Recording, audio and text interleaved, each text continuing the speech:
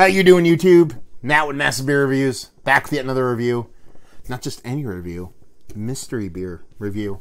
Yeah, for those that don't know, the uninitiated mystery beers are just that. They're cans I have known nothing about. Why do I not know anything about this beer? How did I procure this hopefully delicious beer that I will guess correctly? Comes via Chris. Thank you very much, Chris. He set me up with even another round of mystery beers. He loves them. He says it gets him through his Mondays, so thank you very much, brother. What he did, and what everybody else has done in the whole mystery beer series that I've done, is basically they take a beer and they wrap it up and they give it to me. That way I have no idea what's going on. And he's been really kind of getting into it, kind of throwing me curveballs here and there, so I'm super excited to give it a whirl. There it is. Beer. No idea what it is. Old Dirty Glass Mafia. You have to excuse my dirty glassiness, even though it always kind of happens with me, but I'm moving, and as you can tell, different background, but I will have my setup set up eventually, 2 setups, and yeah, shit will get not proper, because I just don't do proper stuff, but yeah, what do we have here? I mean, that is clear. Look at that. Jeez. I mean, sans that Dirty Glass Mafia on the edges of the glass there, you'd be able to burn some ants with that sucker. Yeah. Nice, rich clearness, very kind of mesmerizing kind of carbonation in there. It's just soft, kind of larger bubbles. Lace white head. I mean, super white as white could be. A little bit of rockiness on the edges, a little creaminess in the middle. What does she look like from a distance? Kinda. You know, she could be a Pilsner. She could be a Kolsch. She could be a beer, that kind of style. I don't think she's anything in the sour range, although she could be. You never know. Could be a cider, actually. Kind of has cider vibes to it. But, yeah. Let's go with like a smaller kind of Kolschy Pilsner-y kind of vibe so far. Let's get a nose on her. And that's what I'm kind of going for here. No.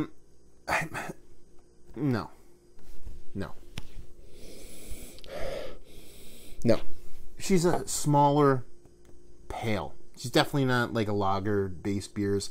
She's definitely kind of smaller kind of pale ale with a very, very, very kind of soft kind of hop nose to her. Getting a little bit of citrus in there, but it's very kind of sweetened, but not over the top. Nothing's kind of punching in your face. Really not getting much malt presence there. What I'm getting is a very small, kind of smells like a sub 5% pale ale. Might taste a little bit different. Might get into a kind of saison-y kind of thing. Could even still be kind of like a Kolschy kind of thing, but it just smells small. A little bit of gentle hop, and not much as far as like a lager. It's more of kind of a small kind of ale. Could be wrong. Let's dive in and find out. Cheers. I don't know. See, now I'm getting a bit of lager vibes off of it. It tastes like a Jack's Abbey kind of beer. Yeah, there's a kind of Pilsner-y, a little bit of kind of cracker malt going on. There's a soft kind of gentle citrus to it, a little bit of bittering, a little bit of sweetness. Very clean, very crisp, very refreshing, very super clean, like infinitely clean. But you do have those kind of lager vibes on there. It's almost like just a very small session version of what at Jack's Abbey typically does with their beers.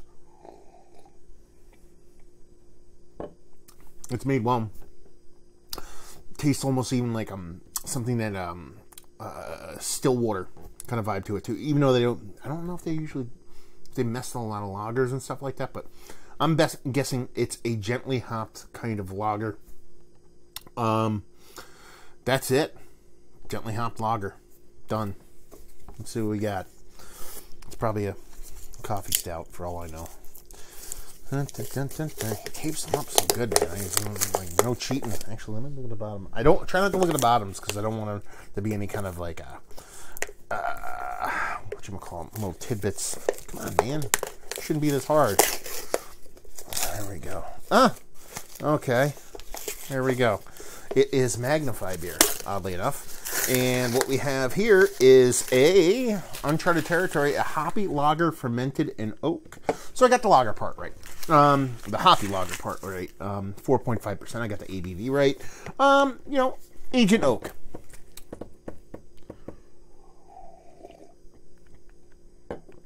I get it. I do. I mean, there's a kind of crispness to it. And a bit of kind of oakiness. A little bit of drying. Not necessarily oakiness. There's a bit of like... I was thinking like that crackery Pilsner malt thing. I think it was like a kind of a husky kind of vibe to it. Like sometimes you get that from some smaller beers when they use a kind of not super kind of clean kind of graininess.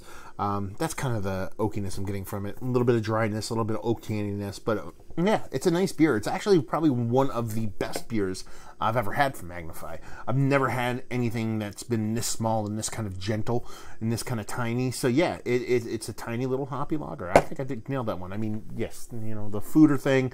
I mean, I'm assuming it's Foeder because that's what they have on there. This is Aged Oak. But the oak doesn't come too gigantic. Now that I taste it, like I said, yeah, sure, a little bit, but at the same time, it's a tasty little beer. And I'm actually really proud of myself on that one. You know what I mean? For a tiny little, like, gently hopped little lager, kind of feel like I fucking nailed that one. So there you go. A little mystery reviews in the books. Let's talk about it. Is it one of the better lower ABV lagers that I've had as of late?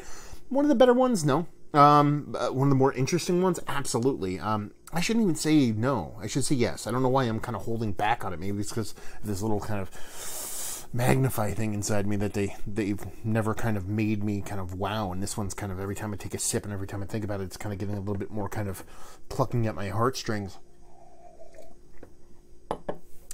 It's tasty. It's fun. It's delicious. I like that added component of that oak now. That's why I think I'm getting that little... It's almost like the lager used to have a little bit of a boost there, which kind of makes sense.